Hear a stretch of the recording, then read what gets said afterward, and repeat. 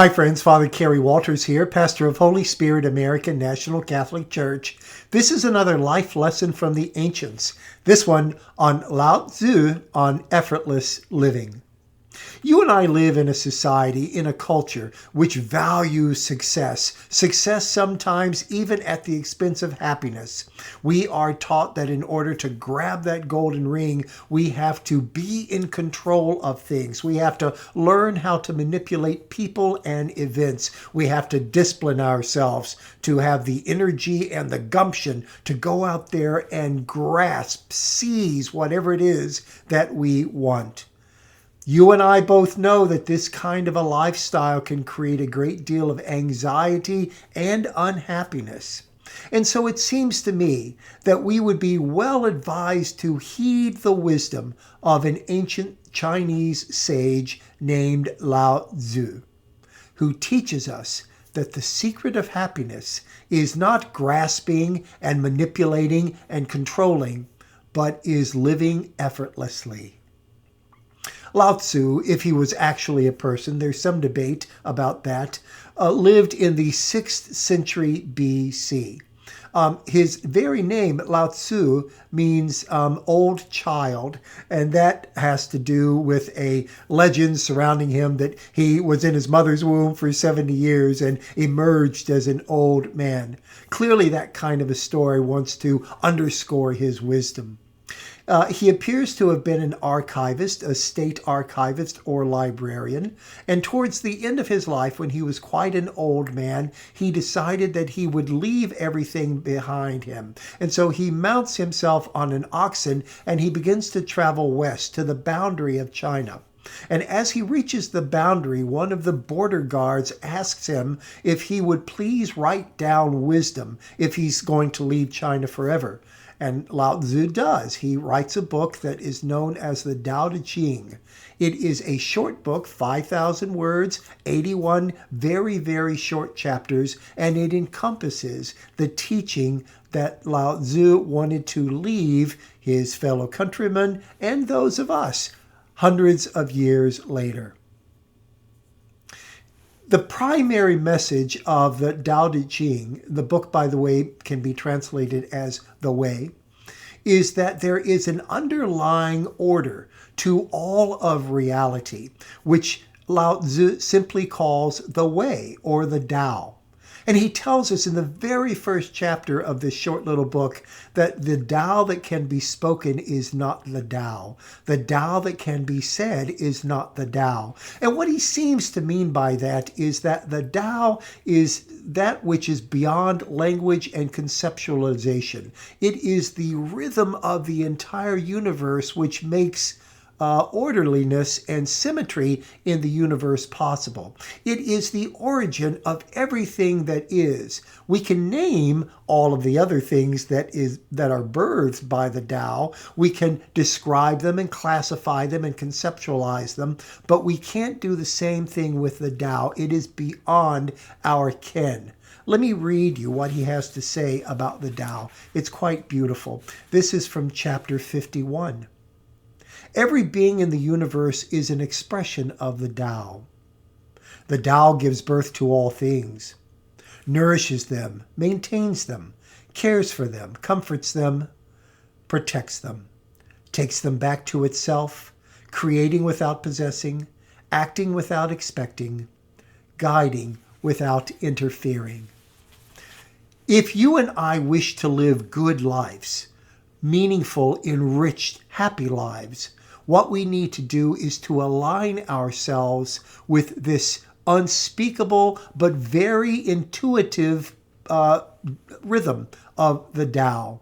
What we need to do is to cease our striving, to cease our grasping, to empty ourselves of this urge to get ahead and to allow the Tao to carry us on its current, to flow with the natural rhythm of reality.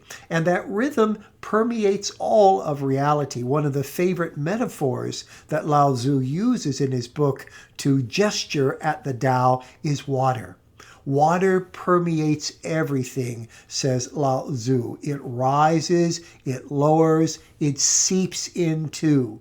What the Tao is like that water. And what we should do is to allow ourselves, to extend the metaphor, to float on the surface of that water and to allow it to carry us where it will.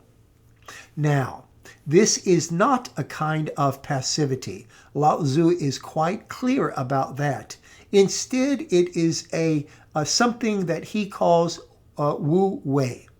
Wu Wei can be translated as non-action.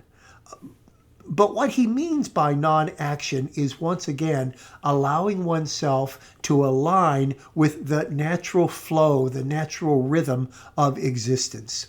Let me put it a slightly different way. This effortless way of being might be said to have two components to it.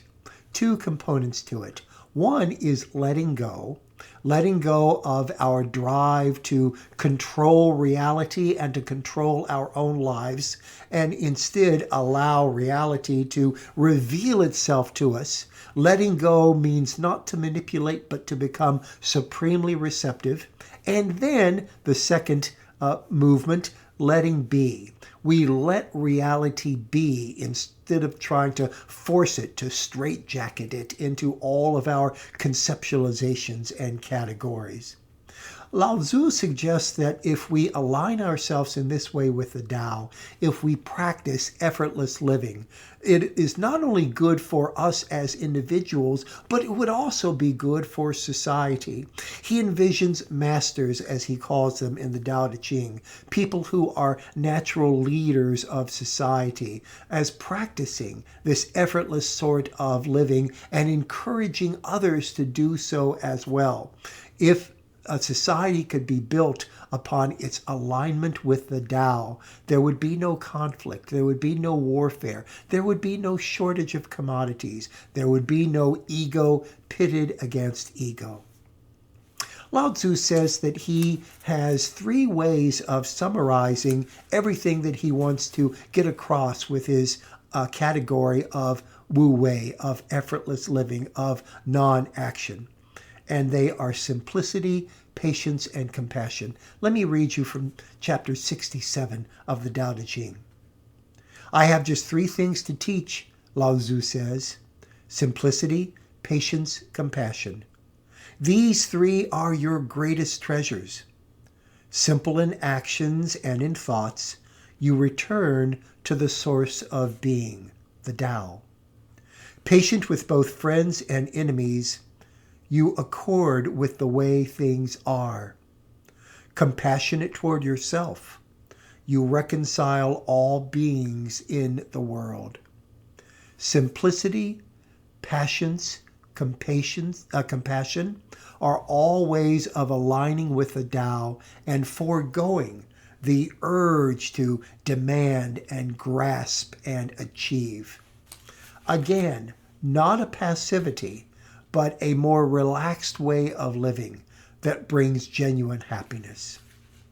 The final word that Laozi leaves us with is this: let the Tao be present in your life and you will become genuine. You will lead an enriched life. You will get off of the merry-go-round that encourages us to grab the golden ring. Instead, one's life will be golden through effortless living. I really do encourage you to pick up a copy of the Tao Te Ching. You can read it in less than an hour, but my friends, I promise you, it takes a lifetime to meditate upon and learn the wonderful lesson that it offers us, a lesson on how to live well by living effortlessly. I'm Father Kerry Walters, and this has been another Holy Spirit moment. Thank you so much for watching. I'll see you again real soon.